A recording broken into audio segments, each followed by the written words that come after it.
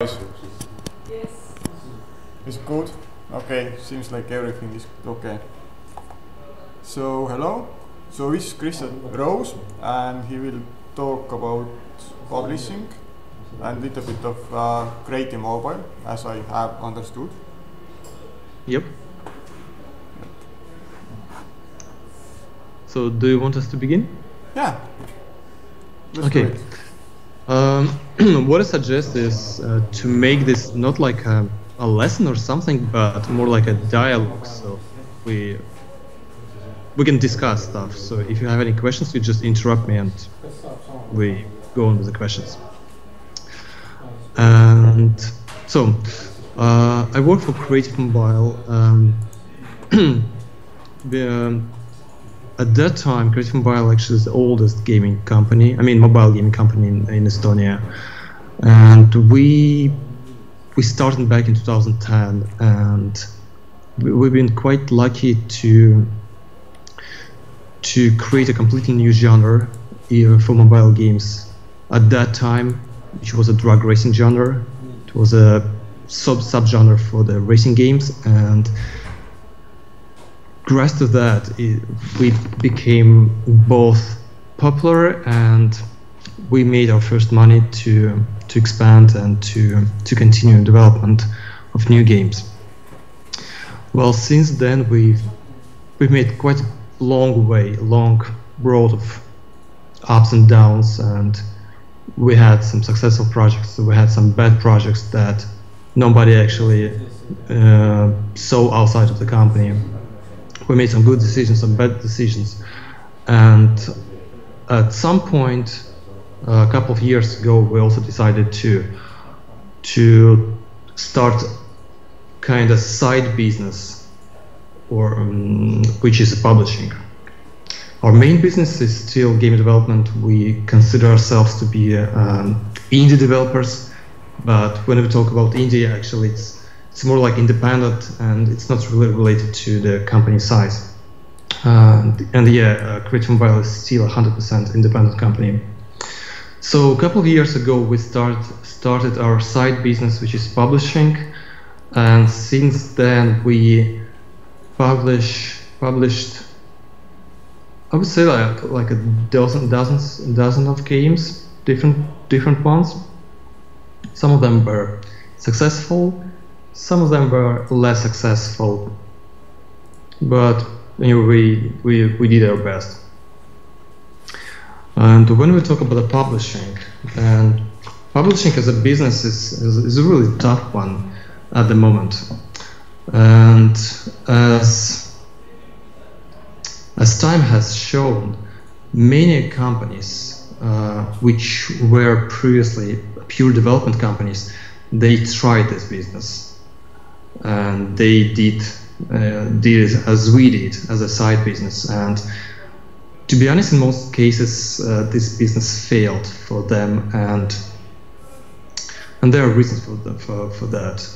It's because publishing as a business itself is bit dying, I would say, because both platforms, Android and Google, they tend nowadays to support more and more independent developers, and it's much easier nowadays to get in touch with them, and it's also much easier to get featured by them, even though they usually give their biggest 4K featuring for bigger companies, the ones that they have good relations with. It's more or less easy to get featured by platforms nowadays. And with this, the role of a publisher has a bit shifted. Many years ago, like maybe, not many, but maybe I would say like 2 years ago or 3 years ago, the way how you get noticed and how your application is noticed by players or potential customers was completely different from nowadays. 3 years ago or 2 years ago, if you wanted your application to be downloaded, you really wanted to be in top ranks. And we're not talking about the top grossing ranks. We're talking about just top download ranks. And so the whole business was quite simple. You just pushed your application to the tops by acquiring lots of downloads within limited time. Like within few days, you just bought lots of different traffic for your application, and because of that, you were literally pushed to the top ranks in the United States, for example, or somewhere in Europe. And instantly your game was not by players. It was really straightforward business at that time. You just invest a certain amount of money and you get a certain amount of installs in return. Simple as that. And of course, at that time, it was incredibly difficult for smaller developers to get there, because it was just a matter of budgets you had. And nowadays, it's completely different. You just don't need to be in top. Nobody actually looks at the top of downloads anymore.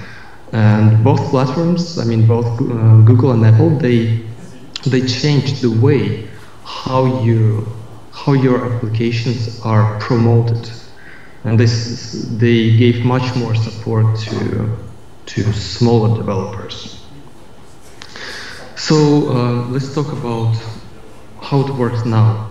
And actually, do you really need a publisher, and why you need it? The role of a publisher has changed, as I already said. It's not just a bag of money that you need for financing yourself or for pushing yourself, I mean, your application to the tops. I would say that nowadays it's a choice that you take when you consider which strategy you want for your application. Let me bring you some examples. For example, you know that you're not capable, or you don't want to make anything, let's say, complex or unique or something like that. But at the same time, you're capable of doing something really of a great quality. Some casual game of a great quality, but you've got no idea how to make it noticed by players. One of the strategies that you might consider for yourself is actually taking a look at which publishers actually are specialized in this genre. When we talk about this beautiful casual games, one of the publishers might be the Cheat Mobile, for example. And so they have a list of games that are more or less same quality and more or less aimed at the same audience. So one of your strategies might be contacting them and giving the application to them. They might not give you money or they might not finance your project, and they will not push your game to the tops. But they have traffic already, and mainly the players playing one of the game, these players will also play other games of this publisher. So it makes sense for you to go there. Another way for using the publisher and their powers or their resources is actually to get help from there during the development. Let's assume that you develop something quite complex and you require some expertise or some advices or something like that. In this case, publisher will also play a role, some role of advisor for you. They will take care of some of the areas that you're maybe not so experienced with. In this case, it's a different strategy for you. So in one case, you just need somebody who will give you traffic In another case, you need somebody who will help you actually during the development. And the third case is when you need financing. So you go to a publisher who actually can give you some money to continue your development or to actually start your development in case you pitch your game concept. So when we talk about do we really need a publisher, it actually depends on your strategy and also on your capabilities. If you would ask me if we need a publisher like 3 years ago or 4 years ago, I would definitely answer yes, because it was a completely different market and it was so much more difficult to get noticed. Even though the number of applications or the games at that time was considerably lower than now, it was still more difficult because you needed a budget to get noticed. Nowadays, you don't need it. And actually, if you go to App Store or Google Play, you see lots of independent games being featured every week, and it's a good sign. So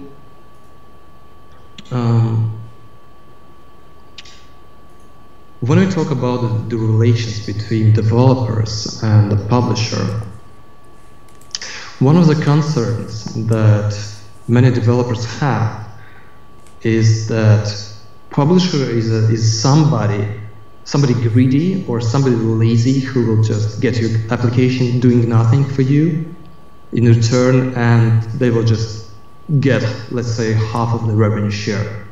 So in the eyes of developers, I mean in the eyes of many developers, not everybody of course, publisher is somebody who just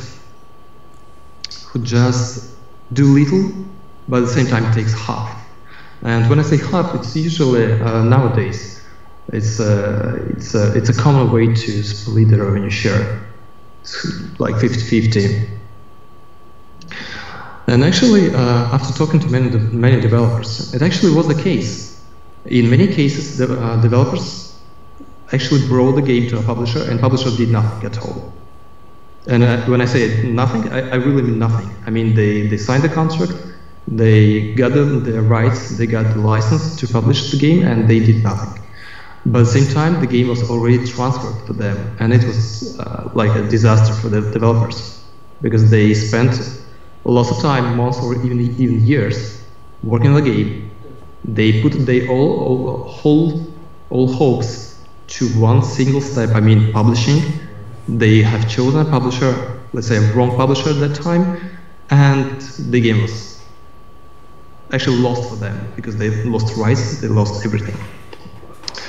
And actually, hearing all these stories, and basically when you visit different gaming conferences and when you talk to developers, you hear many stories of that kind, when developers were completely unsatisfied with publishers and with their relations. So after hearing all of these stories, actually, you kind of realize that there are some steps or there are some rules about how exactly to work with publisher and what exactly to ask from a publisher and what to give him and what to not to give him. So I would love to share some experience on that subject. One of the main thing that you really need to consider when you go to a publisher is what exactly you want for yourself. Usually let's say there's a checklist for each developer, and the first entry in this list would be, can I self-publish? Or at least, can I try to self-publish? And if you can self-publish, it's more or less always a good idea to do it. At least it's free to ask Google and Apple if they are willing to feature your game, and it's more or less easy to get contacts from both companies. I mean, contacts of person who are in charge of featuring process. So of course, first of all, you just should try to self-publish. Unless you really need some help during the development, or you need some financing that you might get from a publisher. So when you talk to a publisher, and you know exactly what you want from him, you really need to make sure that publisher really understands your expectations from him. So usually even before signing a contract, you really need to be on the same ground about what you expect from him. I mean, exact steps or exact actions. Second thing is the following. Usually, I mean, the big publishers or publishers with a good track record, they do not ask you to give you the license, or they give you their copyrights for the game for eternity. I mean, it's not going to work when they ask you to give you your rights for the game and that's it, giving no guarantees in return. So the rule number one, and the most important rule, is when you sign a contract with a publisher, you really need to make sure that there are lines in the contract that guarantee you that if publisher do nothing, or does too little, or does not achieve its guarantee that he will provide you, let's say a publisher guarantees you some number of installs during some period of time, or publisher guarantees you a position in top ranks or something like that, or being featured, let's say. So if there are no lines about guarantees, or there are lines about publishers' guarantees in the contract, make sure that if publisher does not fulfill what he promises or what he guarantees you, so in this case something is going to happen. Let's say that he guarantees you something, he does not fulfill it, so in this case you should get your game back. That's actually the rule number one, because in other case, otherwise you will just lose your game. You gave your game to a publisher, he did nothing, or he did too little, and your game is lost. You will not get it back. So always make sure that there are lines in the contract that will guarantee you to get your game back in case publisher does too little or does not fulfill his promises. Another rule about talking to publisher is actually making sure that publisher actually participates in your communication as often as possible. There are many stories about this happening to many companies, and actually to big companies who also contacted big publishers when their communication was not too intense and not too active. Let's assume a common situation when you work on a game and you found a publisher, let's say 3 months or 4 months before soft launch, so you're still in active development stage, and you talk to a publisher and you found some good way how to finalize the game and how to polish it and how to implement different features, because of course when you talk to publisher, he will have their own ideas on what's good, what's bad for the game, and you have different ones, so you kind of try to find a common sense or common vision for your next development steps. So in this case, usually how it works, not usually, but unfortunately many situations, how it works. You make a plan on what's going to be implemented exactly and what features you'll be working on, and you do it for a month, let's say, and at the end of the month you send a build to a publisher, and publisher reviews it. He writes you a whole list of feedback and what he thinks might be the next step. So you do it again for a whole month, and the whole process repeats. So the communication is like once per month to review the build and everything. And suddenly, in quite many situations, in quite many cases, both parties, I mean the publisher and the developer, they found themselves in a situation that nobody actually likes the game anymore. Something got missing during that time of, let's say, like 3 or 4 months of this additional development before the soft launch or release. And at that stage, everybody feels so strange and so unsatisfied, because from one side, a developer really hoped that publisher knows exactly what he's doing, and publisher did not participate actively enough in the development stage, and the producer or that contact person from a publisher side was not inside the project. For him, that was just one of the projects that he receives once per month, and he quickly writes some let's say feedback. But after a month, he already might forget about what was a month ago, because there are so many projects going through him. So in this case, it's a complete failure, because both companies are unsatisfied, and few months might be just lost. But at the same time, everything was done just like was agreed before. So always make sure that your communication with the publisher is as intense, as active as possible. Because when we talk about publishers as a main business, then in most cases, publishers, they receive, I would say, thousands of different games per year. Creative Mobile receives approximately 800 games per year to review. And last year, we worked closely with approximately 11 different games.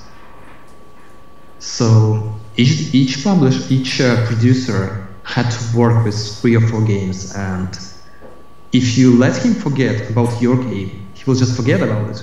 I mean, it's not possible to remember all the details about the game if you do not talk about this game for a month or for 3 or 2 weeks. So always make sure that your communication is really, really active. It's a good foundation for something good to have as a result.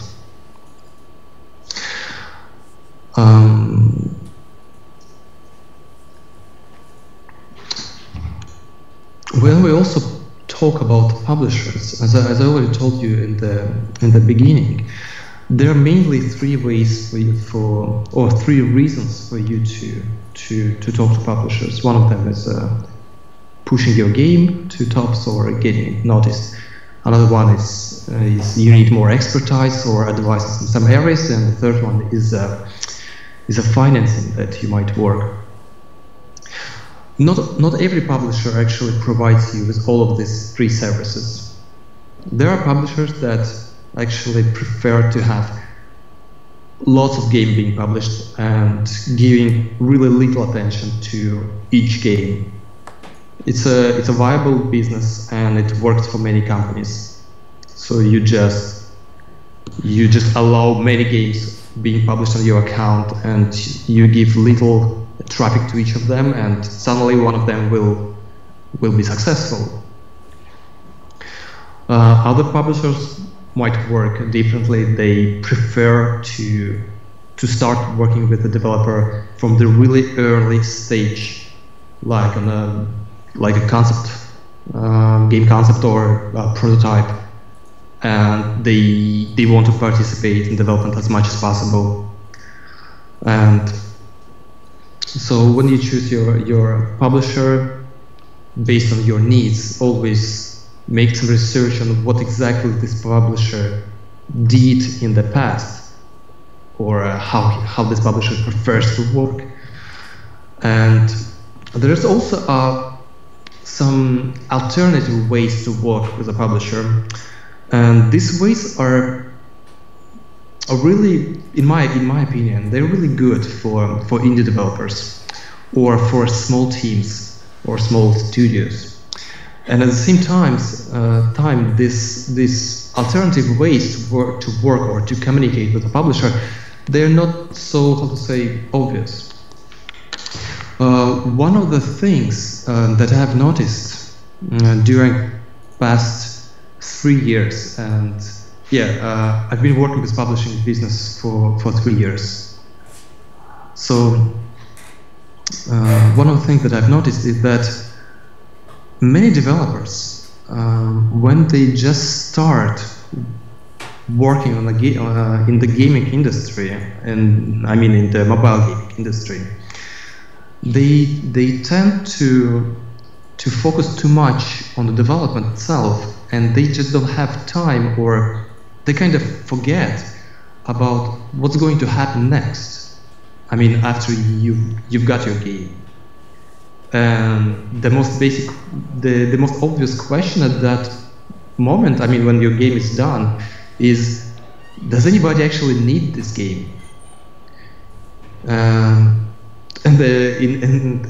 unfortunately, in many cases, the answer is simply no. Nobody needs it. Nobody cares about it, because there are thousands of the same games already made, and there's so little difference between all of them. And it's a failure. I mean, it's a fail. You spend so much time doing something, and in most cases, the goal that you had was not to just make a game, but also to make some money and to get your game noticed and played by many players. And it's going to be a fail because nobody needs it. So how to avoid this situation? Of course, everybody, including myself, I mean, we have great ideas in our minds, and we think that, wow, I have such a good concept. I mean, let's do it. It's going to be, I mean, like an awesome project. And you just start doing it without thinking about what we'll do, what we'll do next. I mean, it's obvious you can get in touch with Apple or Google, and they might feature you, or you can get in touch with a publisher who might get it and help you. But what if nobody really needs it? I mean, no platform, no publisher, and it's just a lost game. So what can be done instead of all that is actually it's a really good idea to go to a publisher, not to every publisher, of course, but you might choose a good publisher that you like, and a publisher who treats games seriously and who do not publish many games, but instead tries to focus on each game they work with. So you might go to a publisher and actually tell them straightforward that you're a developer and you have your knowledge and you have a team, and what do you think might be a good idea to develop next? In most cases, publishing companies or development companies who also have a publishing business aside, they have lots of game concepts in their heads, because when you review hundreds or thousands of games per year, you have so many ideas going through your head that you obviously will have your own ideas, which are quite good in many cases, and they have more game concepts that they can release or they can produce themselves. So they have lots of concepts that they could share with somebody else. So what can be done is you can go to a publisher and you can ask them if they have some good concept that they would love to produce, to make, and you can offer them yourself as a development studio. In many cases, publishing companies, they hire some outsourced companies to make games themselves. And even Rovio actually do that. Most of the Rovio games were not produced by Rovio at the moment. So, but in that case, it's going to be outsourced. And outsourced is something that quite many companies don't like. In most cases, because of the lack of the initiative from the outsourcing company, or they might have some concerns about motivation or the result. So there are quite good chances that a publisher will share their own game concept with you, and they will actually not hire you, but they will make, let's say, a co-production with you. You will act as a developer, and they will act as a, let's say, a producer and a publisher in the future for you, and you will make a game that will be needed by somebody from scratch. What is good about it is that I would say that in most cases, if you have chosen a good publisher, the game concept that he will share with you will be a good one. Mainly because it's really based on their expertise and also on their experience reviewing hundreds and thousands of projects, and also knowing exactly what's going on the market. So you will get a good concept, and you will also get their aid. And by aid, I mean somebody from their team will be attached to your team, and they will consult you, and they will advise you on every stage. So you got the point, I guess. You really minimize your own risks, because you're not going to make a game that nobody will need, or you will not have to worry about what exactly you're going to make with this game. It's not going to be your, how to say, your headache. It's going to be a work of a publisher that you have found even before you started development itself. And to be honest, the most important part here for new developers or small teams is that actually you can learn from a publisher some really good practices on both development, on both game design, also some technological know-hows. In most cases, they will share with you some ideas or the knowledge. But also, you will learn how exactly to publish the game. Because since you've been working on this game together from scratch, the publishing process will be a bit different than it would be like for a completely third-party game that they have received from somewhere else. So you will have a chance also to learn the publishing process, and next time you can do it by yourself. So I really suggest you guys to consider this option also as an alternative, because I've seen hundreds and hundreds of different developers who made games that really nobody needed, and it was not because these games were bad or something, or let's say they were of low quality. No, it was just because nobody really needed it. There were too many of these games, or for example, these games were made at the wrong time, which is also quite crucial. Nowadays, market changes so fast, and that you just cannot afford yourself making a game for a long time. I mean, it used to be normal to make a game for a year or two. It's not anymore. You just have to be so much quicker.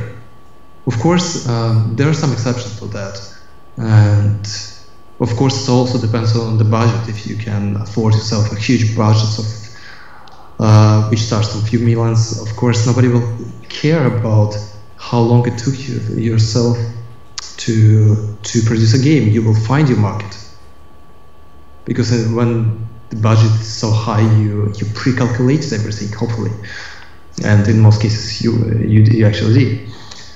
But for small companies or indie developers, you just cannot afford making a game for so long time, for mobile at least.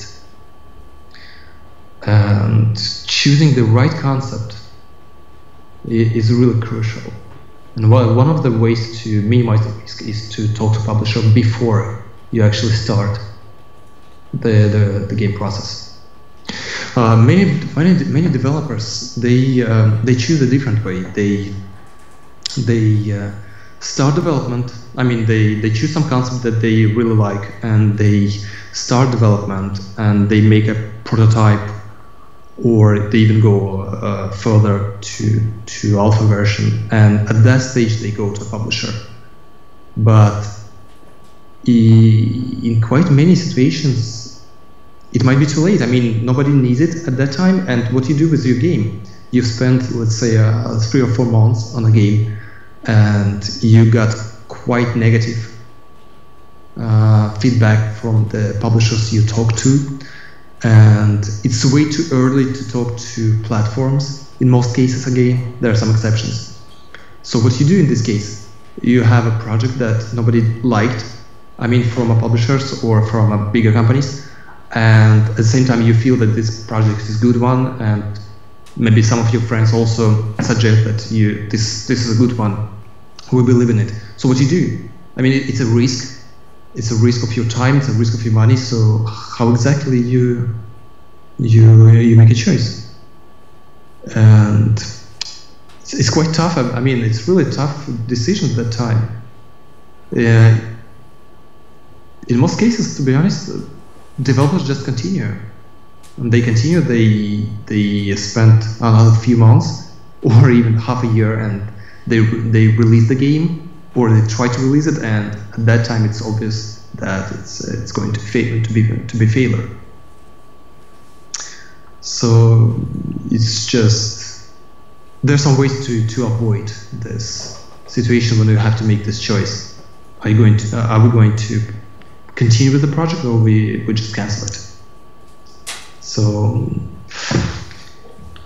a few years ago, I talked to one of the veterans from the gaming industry, the guy who made quite famous games from 90s and 80s. One of them was Megalomania, if somebody remembers it. I forgot the name of this guy, a person from England. So he shared some data about the gaming industry and how it works. So 2 years ago, the data that he shared with me was the following. And on average, a mobile game, costed approximately 25,000 euros to produce. I mean, on average, when you take the most expensive ones and the cheapest ones that you can produce for, let's say, 100,000. I mean, for $100. So on average, it was like 25,000. And at the same time, on average, the revenue was 5,000.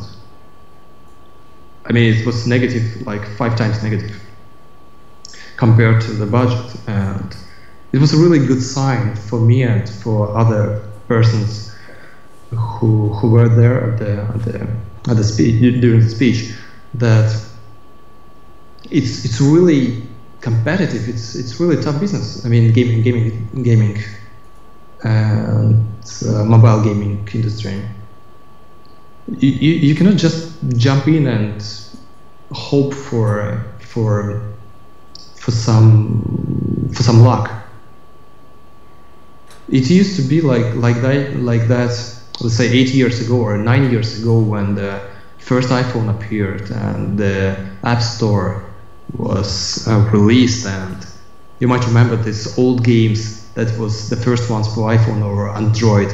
It was really stupid and simple games or simple applications that could be done right now. I mean, using current technologies, like within a few days or within 1 day for some skillful developers. At that time, it was possible to make millions with these simple applications or games. It's not anymore. I mean, there's so many players. By players, I mean in the industry. So there's so many companies, there are so many studios making games. I can't even imagine the numbers of them.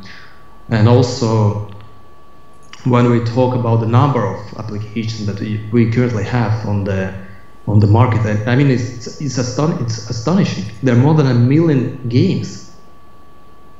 There are more than 1 million mobile games. This number I just can't imagine this number. So it's so competitive, so tough. So in order to make this profitable, you really need to have some strategy, some understanding how exactly you're going to make money out of it. It's not a question of luck, and it's not the question of what exactly you want to make, because of course everybody wants to make the game of their dreams. I personally also have a game of my dream, and I've been working on this concept for many years already. It's quite complex concept. But first of all, we make games for other players. I mean, for other gamers and other people. So we really need to learn the market and to learn the needs players have. If you're lucky enough, or you have some feeling inside, you can predict some of the tendencies that will be on the market, like in the next year or the next 6 months, and you just work with how to say, in advance compared to everybody else. That's one of the best scenarios. And there are other ways how to minimize your risks, but you always have to calculate your odds, and you really have to make the right choices what exactly you do, because nowadays it's not the matter of production itself. We've got Unity, we've got Unreal Engine, we've got such a nice tools to more or less easily make whatever we want. It's more about what exactly we make, and not how to make it. There are so few technological risks left at the moment. Of course, there are some exceptions, but when we talk like for the majority of applications or games, it's more about what exactly to do. And I really suggest you try to minimize this risk. And one of the ways how to minimize it is to talk to either platform or to publisher.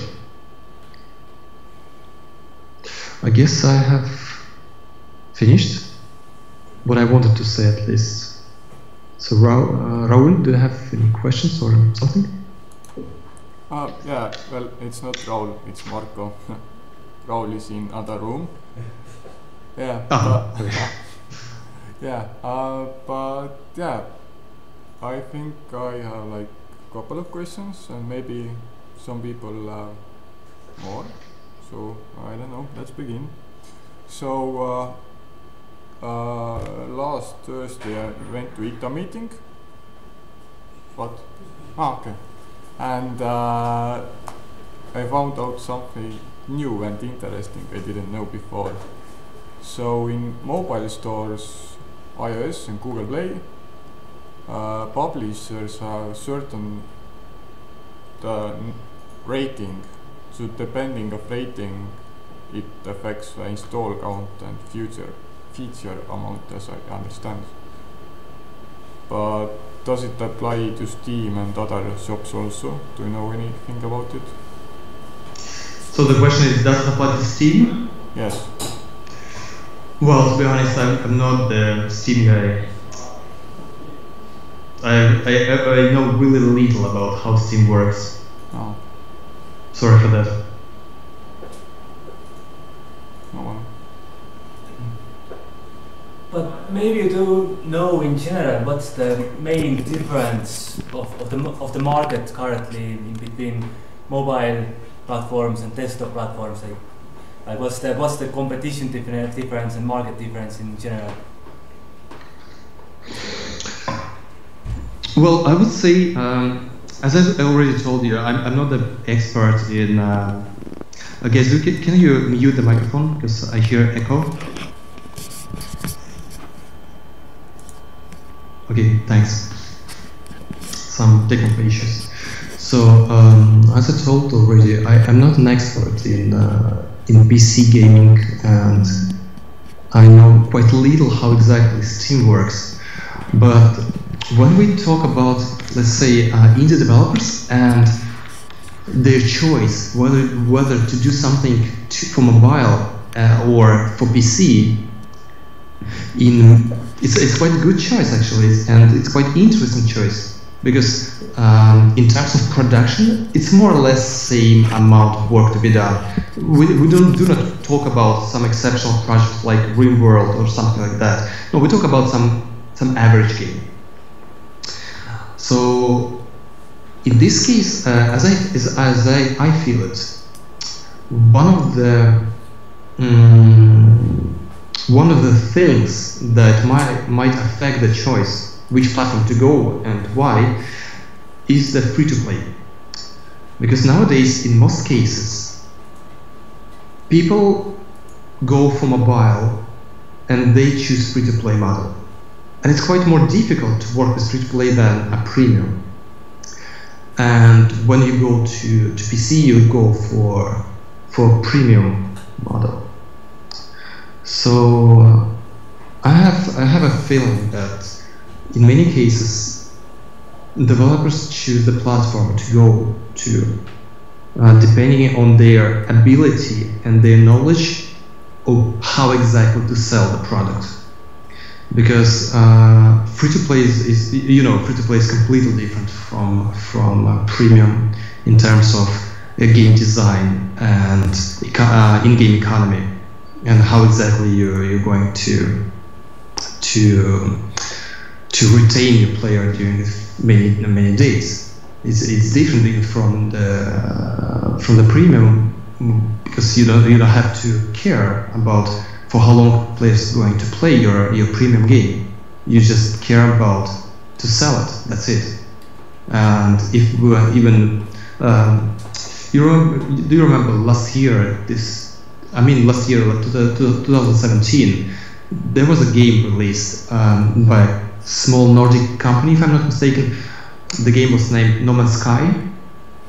I guess, yeah, No Man's Sky should be. They got huge amount of money, even though people were unsatisfied with this game. But they had lots of hype about this game before release, and the expectation of players was so high that they bought it, even though the game was not at the same level as their expectations. So if they would make the same game of the same quality with the same, let's say, in-game balance and everything for the free-to-play, they would not make money because people would not pay money for them. So you see, my point is that main difference is that on Steam it's easier to sell and promote premium games, and free-to-play, there are some exceptions, and there are some good examples of free-to-play games that work incredibly good on Steam. But in most cases, it's a premium segment that really rules Steam. And on mobile, well, you want to make huge money, you go free-to-play. That's obvious. There are some exceptions, of course, like Minecraft or Plague Inc. or Monument Valley, but come on, those are the exceptions, really. And working with free-to-play, again, is much more difficult than working with premium. So I would say that Steam is easier way to make money than mobile. I would say for most indie developers. Mm-hmm. Okay, any questions? Guys, you have microphone muted, just in case. Any questions? So you said that sometimes publishers can generate ideas for other developers. So have you done that? Yeah, as I told, it's actually it's a natural process.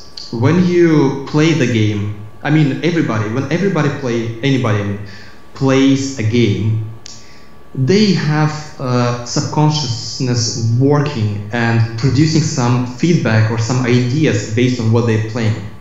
I mean, for example, when you play, let's say, Overwatch, I'm pretty sure you have some good ideas how to improve this game. At least I do. I'm not sure if these ideas are really good or bad ones, but I have some ideas how to improve Overwatch. And it's actually about any game or any action that we do. We have some ideas how to make it better or what can be done based on that idea or based on that game mechanic. So it's a natural process. So when publishers, including myself, for example, when we play hundreds and hundreds of different games, we have hundreds and hundreds of different ideas going through our minds. And of course, during some time, they will make some good, at least on paper, some good or some innovative or some potentially good ideas or game concepts. So yes, most of the game publishers, and actually everybody who plays the game, they have the game concepts and ideas. As for the second part about did we do it before? Yep. We shared our game concept with a couple of companies, and they are working on the projects right now. The only thing that actually is worth mentioning here is that usually publishers, they will generate some game concept or some game ideas that are more or less complex, which are not casual ones. I mean, at least not a simple games. In most cases, this will be something quite complex. And there's a reason for that. Usually when we talk about a possible co-production between a developer and a publisher, and by co-production in this case I mean that a developer develops a game and a publisher actually, really integrates within the developer team, providing some human resources like a producer or artist or somebody else, or game designer to the developer's team. So in this case, when publisher actually invests his time and his resources, in this case, a publisher really wants something really good to be, or something potentially really, really huge to be as a result. And making some simple games is not an option because it's just not worth doing it. So in most cases, a publisher will share really complex, or at least really,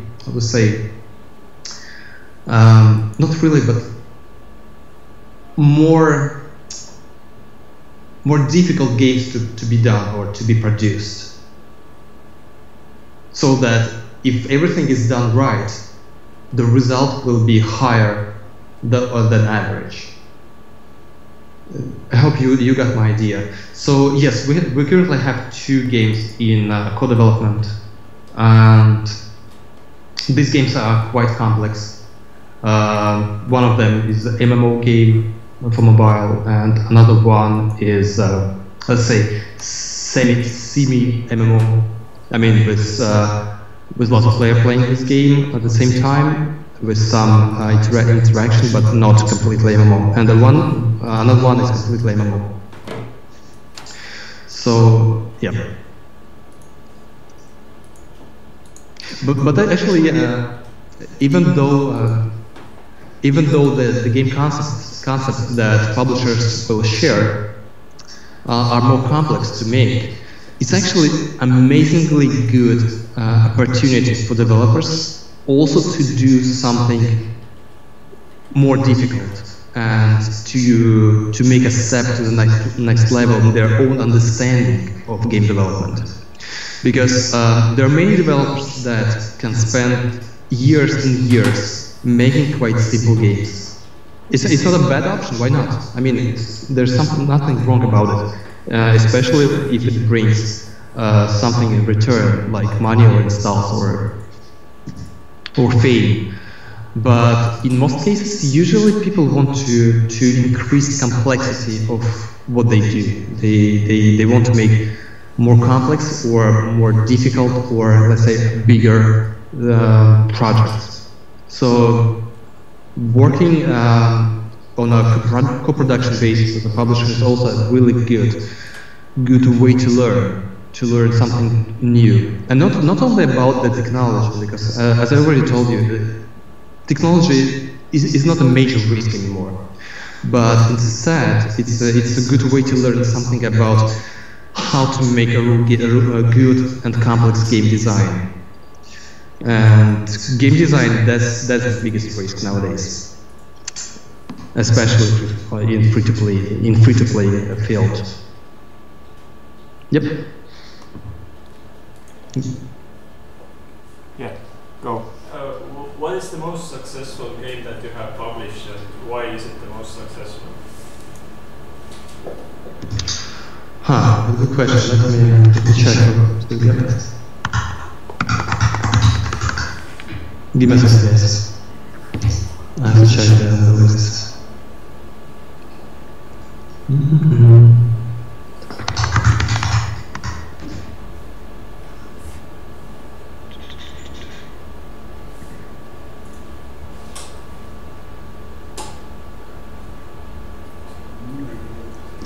I would say that the most successful game was Road Smash. That was one of our first published projects, and we did a really good job at promoting this game. This game got 9 million installs within the first 4 weeks, and another 9 or 10 million installs during the rest of the time. So the way how we promoted this game was really amazing from our side, and we're quite satisfied with it. What's it? Pictures. And another example might be the Beholder. Beholder is a premium title. Actually, that's the second premium title that we published. We usually work with a free-to-play, and suddenly we decided to explore a premium segment of the market. So Beholder is a game of the RPG game. I mean, not RPG, it's an adventure game of the year on PC by IGN website. So we made a mobile version of it, and we published it in 2017. And that was also quite good publishing, because the game was named by many mass media or mobile gaming sites as a game of the year. And also, if I'm not mistaken, it might be IGN actually, who actually placed it above the Monument Valley 2. So that was another case of good publishing. And when I say by good publishing, or the publishing itself, or successful publishing, I mean the actions that we did as a company. I mean what we did to make the game successful, and how exactly we did it. So it's more not about the game itself, but more about what we did about it.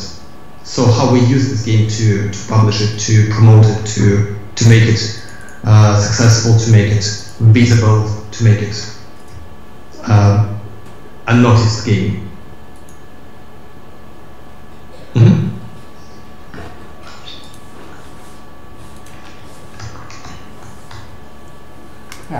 Which technologies are you using for the backend for your mobile MMO and semi-MMO? Well, It's actually a custom server. I mean, for the MMO we tried going with a Photon, but it just didn't provide us with enough accuracy in terms of packages being sent. So we decided to make our own solution.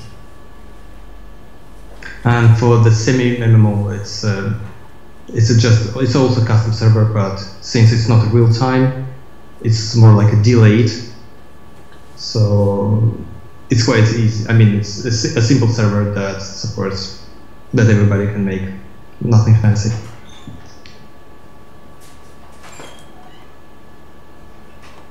Yeah. Questions?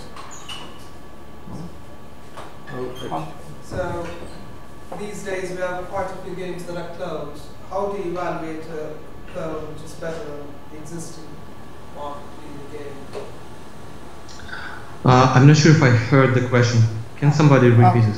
Come closer, maybe. Microphone is here. So, which is your microphone? See, here. sorry. So, how do you evaluate a clone? So, in your portfolio, you have like 6 games that are similar in the same genre. So, how do you decide like which clone game is better? So the question is,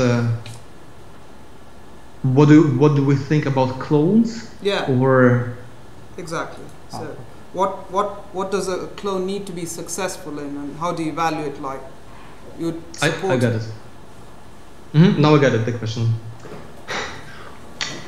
It's actually it's a really good question, because making clones or copies of let's say a really hugely successful games is a really good business, to be honest. And I always suggest let's say to indie developers, if they do not have any good ideas and there's some really good game released recently, it's always a good idea to make a clone. Because first of all, you can learn something really amazing about it. And secondly, you will also learn exactly why and how exactly they made some adjustments or balance. So making a 100% clone is always a good idea, actually, to learn. And back to question, so how to make a good clone, or how to decide which clone is a good one, or what makes a clone to be a good game. The most important part or point about making a clone is a time. You just need to make clone really fast, because you don't make a clone of some average game. Usually you try, or you want to make clone of something exceptional. A good example would be Heyday, or another game from Supercell, Clash of Clans. There are really many clones based on Clash of Clans, and actually at least 15 or 20 of them are financially really successful. But these clones that are really successful financially, most of them was released quite soon after the Clash of Clans release, and same goes for Heyday.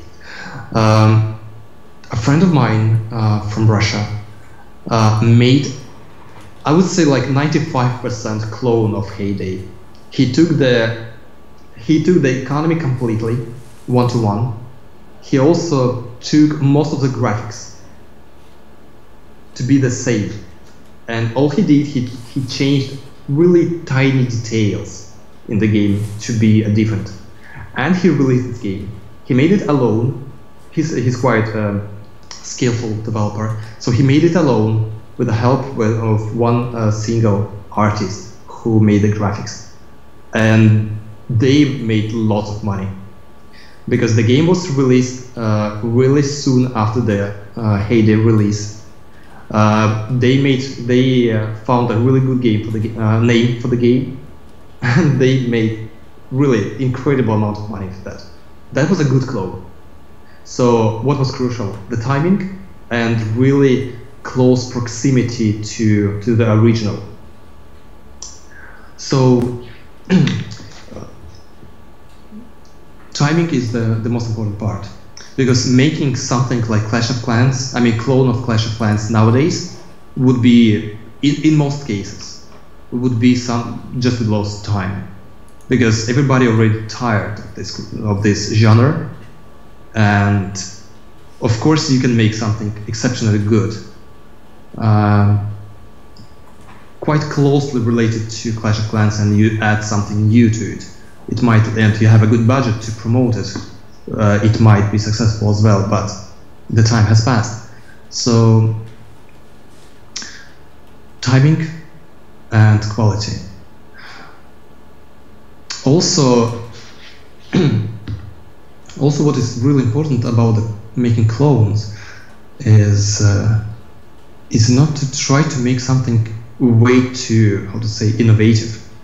Because I'll just bring you some example. There's another game from Supercell, Clash Royale. It's an incredibly good game. I love it so much.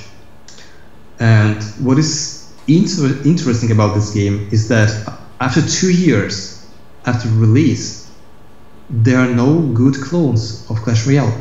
I mean, not a single successful game. By successful, I mean financially. Not a single one. Everybody failed. I've seen at least maybe 20 different games really built on top of Clash Royale gameplay and game design, and all of them tried to make Clash Royale more complex, more difficult to play, and with more twisted gameplay and game design as well, and sometimes with really obscured and not clear economy. So in most cases, the clones, I mean, in terms of quality, I mean, visual quality and assets and everything, these clones were really good. But in terms of gameplay and the player experience, they were quite crappy, because they did not have the simplicity that Clash Royale has. So it's really interesting situation. We have a game that is quite 2 years old, that has really simple economy, which is really on the ground. It's easy to calculate everything and easy to see, which has more or less simple gameplay, which is again more or less easy to copy, and we don't have any good clone. So number 2 important part for the good clone would be to preserve what is good about the original. What is really good about Clash Royale is simplicity and, how to say, easiness of understanding of what's going on. So it's a combination of visuals that Clash Royale has. I mean, everything is really simple. It's really clear on the screen, and also little of actions that you have to do per second. So you have time to see, you have time to analyze, you have time to enjoy. This game has lots of action happening, and at the same time it requires really little action from your side. And by action I mean physical action, your movements of your fingers, for example. So the clones that were released after Clash Royale, I mean most of the ones that I've seen, they tried to make it more difficult, to make it more complex, and they forgot why. Maybe it's just one of the possible reasons. Maybe they just forgot what was the best part of Clash Royale, and the best part is the simplicity of understanding what's going on and clearness of everything there. So to make a good clone, you really have to understand why exactly people play that game, what is emotional reason for players to play this game. I mean, what emotions he receives in this game and what keeps this player playing this game. So you take that as a core and you make clone about that, not about the economy, if the economy is not inside this core, not about graphics, for example, not about everything else. You really have to understand and find this exact reason why players play this game, and you have to preserve it. That's the key to make a good point, to make a good clone. Because if you lose this core, if you lose this reason why players play this game, you will not have a clone. You will have a game based, let's say, on that game, but it will not have a heart, let's say, the heart and the reason why they play the original. So as soon as you preserve it, you can make it more, obviously you can expand the game, you can make it bigger if you want, but you really have to preserve it, the reason why people play it. And by reason I mean not specifically intellectual reason, but more like an emotional reason. What makes this game feel so good for these players? I don't know what else to say about this question. Actually, usually, for example, when I think about making a clone of something, I start from making a 100% clone. So I start from that. I try not to make any changes to the original game before I make a 100% clone. And there's a reason for that, because while I work on making a clone, a copy, I just have to understand how exactly works the original. So while I do it, I also learn about everything. And only after that, when I learned everything and I really understand everything, it's time to make changes. You can rewrite, let's say, a third or a half of the game, but first you have to make a 100% clone. At least in terms of gameplay. You don't have to make a graphics or everything. Just the gameplay. Okay. Questions? For Beholder, you said that you as a publisher did a very great job publishing. What are the most important things that the publisher can do for your game to make it successful and to what makes a good publishing? A good question, actually. It really depends on the game, because there are many different genres and many different, how to say, types of the games. So each type of the game requires different actions to be successful, and it also depends on the publisher. Let me bring you an example.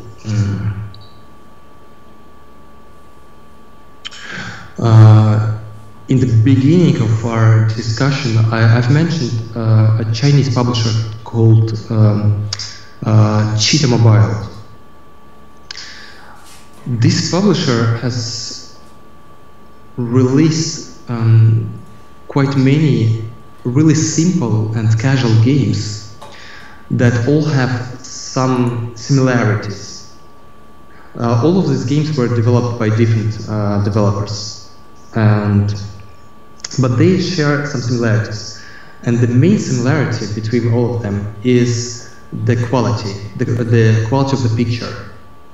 Picture is really polished, especially when you take a look at the Dancing Line, one of the latest projects. It's really polished picture. So for that publisher to make a good publishing would mean following steps. They just need to find or to pick a game that will suit or fit their current portfolio. So they already have their audience, people who play their games. And basically, these games do not live for a long time. I mean, you cannot play simple games for a long time and you just get tired, it's obvious. So what these players need, they need new content, new games. So it's a job of the Cheetah Mobile or another publisher to find new games that will fit the requirements and the needs of the players. A good job from their side or good publishing would be finding a good game. So I guess you see the point what I want to say here. So in this case, in their case, using their publishing strategy and everything, all they need to do is to find good games that will feed their current portfolio. And since they already have, let's say, communication with Google, Apple, they will try to feature it, to give a maximum featuring that will be possible for that game, to bring new players. And for the older players, I mean for the existing players, they will do cross promotion. This is how good publishing will work for them. Maybe they will also, actually I'm pretty sure they do it, so they will also focus on polishing. In most cases they have their own, how to say, their expectations regarding the polishing of the game, so they will advise and they will help with polishing, just to bring the game on the same level of as other good games they have, or to the new level they want this game to be. And when we talk about different cases, for example, let me bring you another example. Another short example. There are some companies that are specialized in, let's say, strategy games, or the games that are based on board games. So again, it's quite similar to what to the example I just brought you. We have more or less homogenic audience that want, let's say, more or less same games, same type of games. So good job for the publisher will be to find these good games, to locate them and to bring these games to players. That's it. I mean, it's quite simple at that stage, because you have already established your own niche and you have your own, let's say, audience, and you know this audience. But there are also different another type of publisher, which might be considered as a universal publisher, or a publisher that works with different types of games. In this case, for a game to be successfully published, this publisher needs to make much more work. First of all, because his audience is not homogenic, and his portfolio is also contains different games of different genres, and so players want different games. So in this case, for a publisher to make a good publishing process, he will need to work more with mass media, with YouTubers, and with everybody else to acquire new players. Because out of existing players, a small percentage of existing players will convert to a new game, mainly because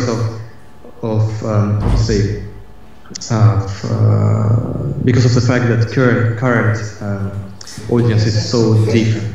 It's not non-homogenic, heterogenic. So working with mass media, working with platforms, working with different websites, or making some events during some conferences, all that will be required for publishing, for a good publishing process. When we talk about Beholder, for example, for Beholder we did quite lots of real life actions. So we've prepared lots of, let's say, gift boxes that contained a copy of Beholder and lots of materials, I mean physical materials, including even the phones, and we sent them to different YouTubers to make sure that they will review the game. We also contacted the major websites, and also we asked them to review the game and to make a press release on their websites. So we kind of pushed the game in both real life, I mean, outside of the digital world, and also in the internet. So we also talked really closely to both Apple and Google to get the game featured. We also worked with them tightly to make all the changes for the game that they will like, and that they will, how to say, feel so that they feel that the game is really suitable for their platform. So lots of work was done in addition to just bring in the players. I don't know, did I answer your questions? Yeah, I think so. But one more comment on that. Guys, can you mute the microphone, please? Thanks. One more comment. It's back to where we started about the rules about communication with the publisher. As I have already mentioned, when you talk to a publisher, you really need to make sure that publisher guarantees something for you, that they have their own, how to say, things to be done for you, and all of them are written in the contract, in the agreement. So for different games, the list of actions publisher will make is different, and so when you review your agreement with a publisher, or when you just talk to a publisher, just don't expect that the actions of a publisher for your game will be the same that the actions of the same publisher for a different game, because the games are different, so they require different actions, and of course different guarantees as well. Okay.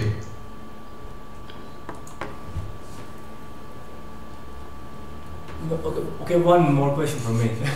Sure. So you said a lot that we have to learn to make games fast because the market is shifting, and it's like one of the very important feature.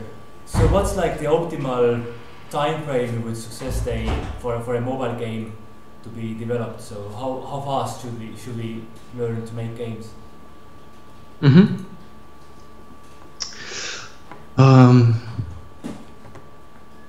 I would say that on average, if we take some average project, I'm not talking about really complex ones or really simple ones, but on average, you really want to have some feedback from your game like in 6 months. And by feedback, you want to put your game in soft launch, in a really, really early soft launch, like in 6 months. And when I say soft launch, I don't really mean that your game should really be, let's say, 90% ready or something. As soon as it's playable, and as soon as you feel that people can have at least some fun, it's a good idea to put it in soft launch. Just for you to have at least some feedback from real players. And 6 months seems to be like a reasonable time for that, or even earlier if you can do it. And 7 to 8 months is a normal, or let's say standard, if you want, development period nowadays. Making something longer, let's say a year, should be really backed by some reason. Of course, there are some. No, I'll bring you some example. If you make something really, really complex, and by complex, it should be it's either game design complexity or, let's say, technological complexity. So if you make something complex and big, in this case, of course, it's okay to make it a year or 2 years even. But you always have to understand that the longer you make it, the more changes there will be on the market. And I've seen people and studios who spent 2 years, and even more than 2 years, working on clones or copies of Clash Royale game mechanics. Of course, it's not possible to name these games clones or copies. They're just based on the game mechanics found in Clash Royale. And these games are actually quite good ones. I mean, they're quite complex and they have really great production value. So you instantly see the value and the time and efforts put in these games. But unfortunately, today is just too late. It's just too late. But at the same time, I'll bring you another example. Let's assume that you have a really, really innovative game concept in your head. And you're pretty sure that nobody will make something like that in the nearest future. And by nearest future, I mean like in, let's say, in 1 year. So in this case, you can take your time. But again, it's just a risk. It's a risk and your calculations that you do. If you can pre-calculate and you're pretty sure you can afford to make a game longer, why not? Especially if you have financing and everything and you don't have to worry about rushing. But again, it's always today's it's always about calculations and your feelings about what will be the right decision. If you're doing something really simple or not innovative, then you just have to ask you why do you do it for so long time? Maybe something wrong with your team or something wrong with the concept or technology. But on average, 8 months from start to the end. It seems to be for an average project, not too simple one. It seems to be a reasonable time.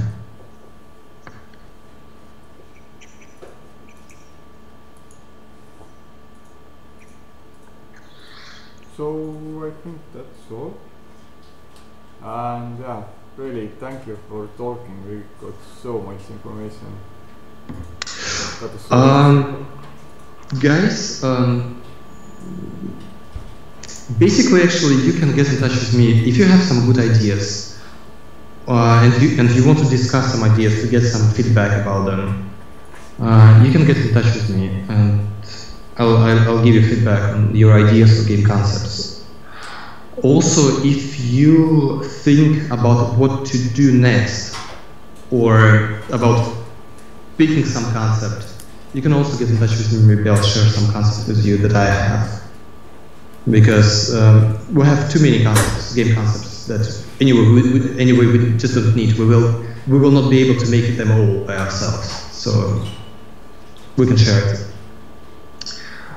So if you can share my contact with guys, just get in touch with me. Yeah, I think we can add contacts on events, on Facebook events, so everyone can get it. But I think thank you. What?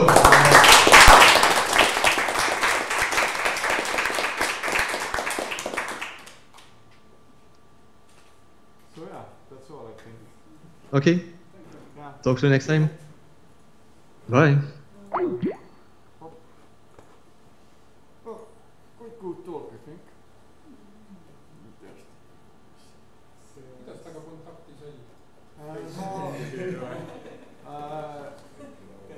Raul, kas paned ise kontakti ka Facebooki?